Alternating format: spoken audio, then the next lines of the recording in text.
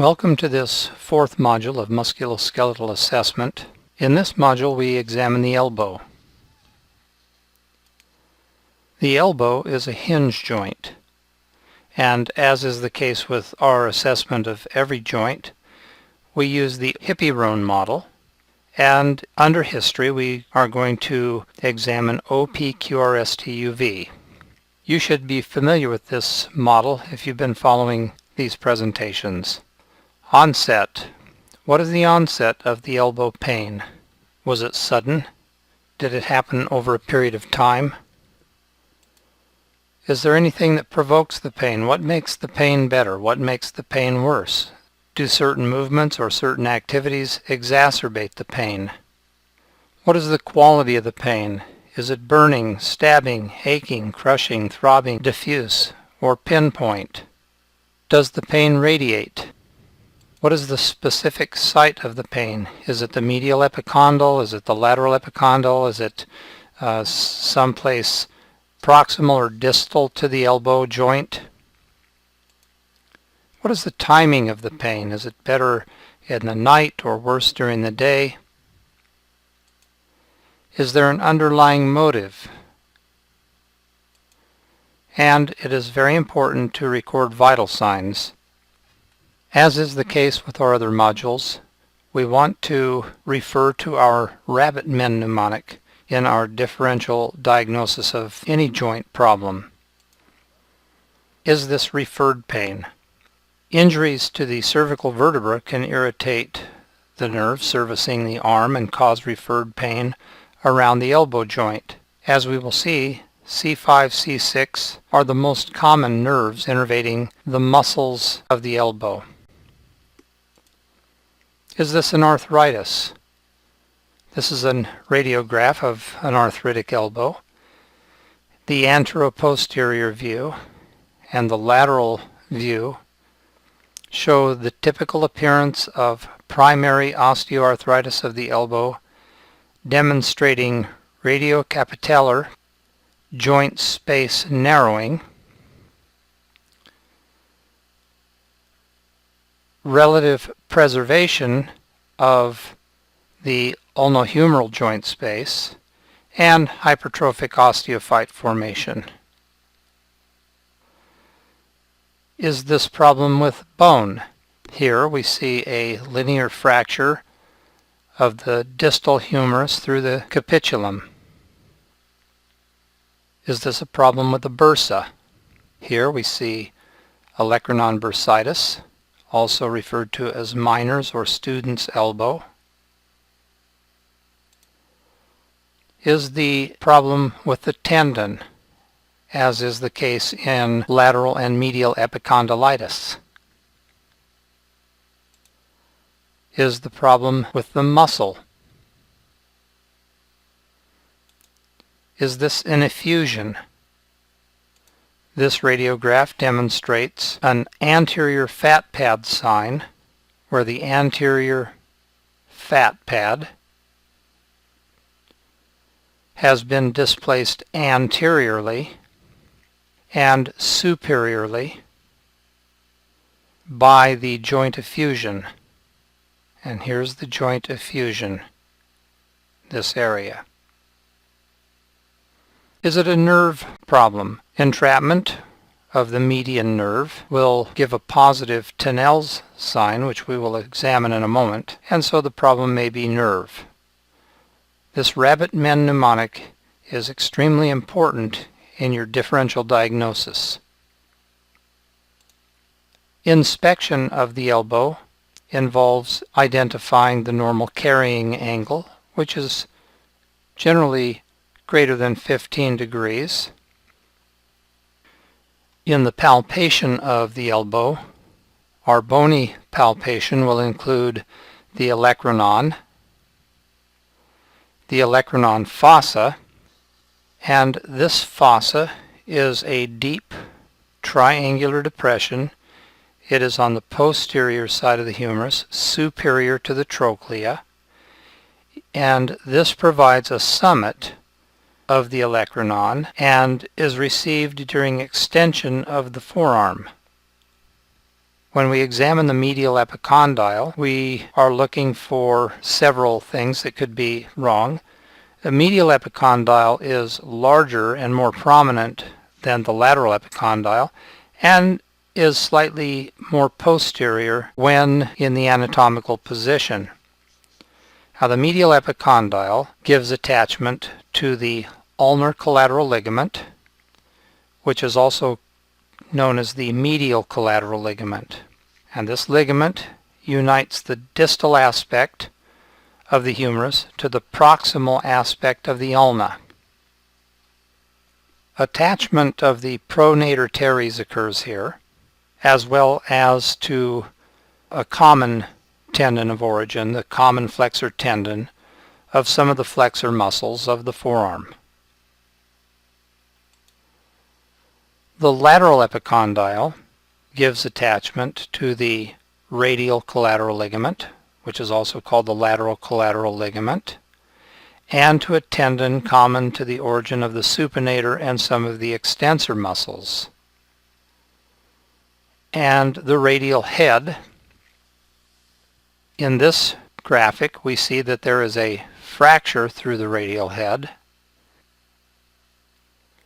Our soft tissue palpation will include medially the ulnar nerve and the wrist flexors, which include flexor carpi radialis, flexor carpi ulnaris, and palmaris longus. Interestingly enough, palmaris longus is absent in one or both sides in about 21% of the population. Posteriorly, we want to palpate the olecranon bursa, as well as the triceps, particularly the insertion of the triceps. Laterally, we will palpate the wrist extensors. Anteriorly, we will palpate the cubital fossa. The margins of the cubital fossa include the lateral border of the pronator teres medially, the medial border of brachioradialis laterally, and there's an imaginary line that's drawn between the epicondyles superiorly.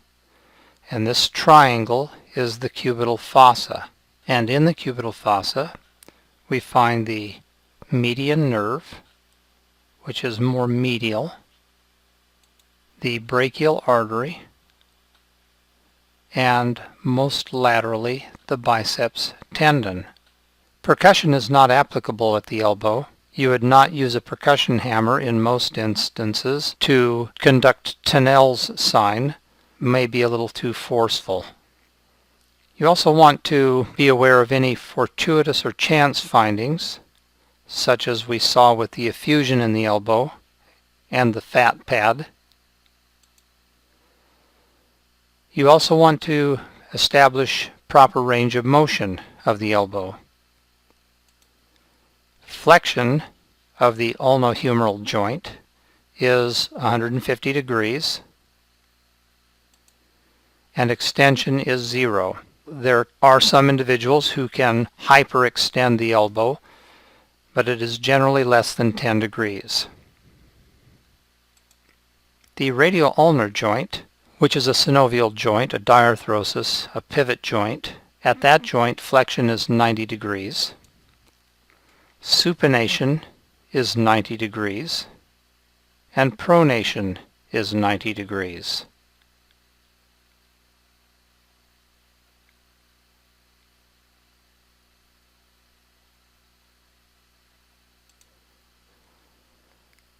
The orthopedic exam includes several tests.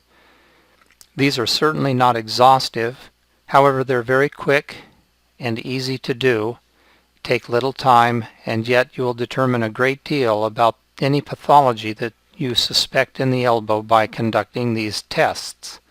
And we use the mnemonic test for these orthopedic exams. First, the TE is for tennis elbow, and there are two tennis elbow tests. The first is called Cozen's. Cozen's is a test that you will do with the wrist maximally extended. You will push down on the top of the hand while palpating the lateral epicondyle. Push down on the top of the hand while palpating the lateral epicondyle with the wrist maximally extended. A positive sign is that the patient will experience pain in the lateral epicondylar region, and this suggests lateral epicondylitis. The next test for tennis elbow is Mill's test. This test is easily conducted with the patient seated. You will palpate the lateral epicondyle. You passively extend the elbow, pronate the forearm, and flex the wrist. Passively extend the elbow, pronate the forearm, and flex the wrist. A positive sign will be pain, again in the epicondylar region, and again this suggests lateral epicondylitis. The next test for the elbow is the stability test. This simple test determines the stability of the elbow by pushing both medially and laterally on the elbow. And finally, Tinel's sign, after the Frenchman Tinel, who created this test. It simply involves lightly tapping or percussing the inferior to the medial epicondyle. A positive sign is a sensation of tingling or pins and needles in the distribution of this nerve.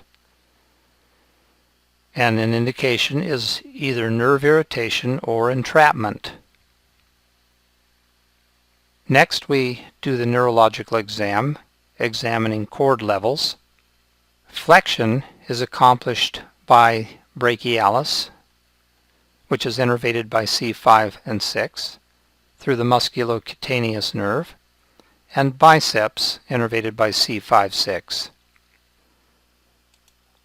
Flexion involves this motion and is accomplished by biceps brachii and brachialis through the musculocutaneous nerve C5-C6. Extension of the elbow is accomplished through the triceps C7 or radial nerve. Extension is back to neutral through the triceps. There is a long head of the triceps, a lateral head, and a medial head. Through the radial nerve C7.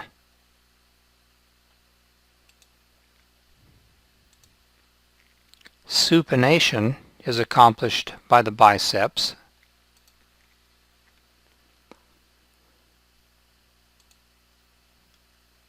And supination simply is going from palm down to palm up.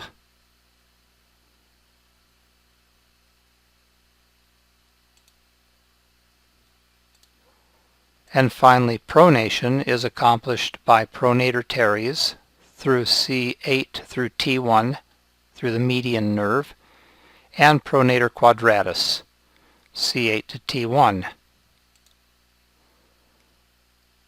Pronator teres is here, and pronator quadratus is here. If you're a ping pong player, this is a very important muscle.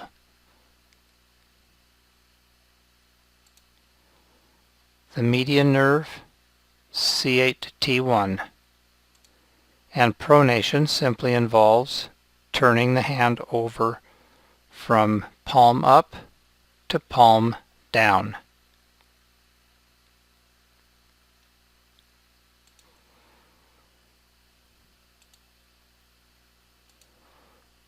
Finally, we examine related areas, which include the wrist, the shoulder, the neck, not surprisingly since most of the muscles are innervated through the cervical nerve roots. This completes the session on the elbow.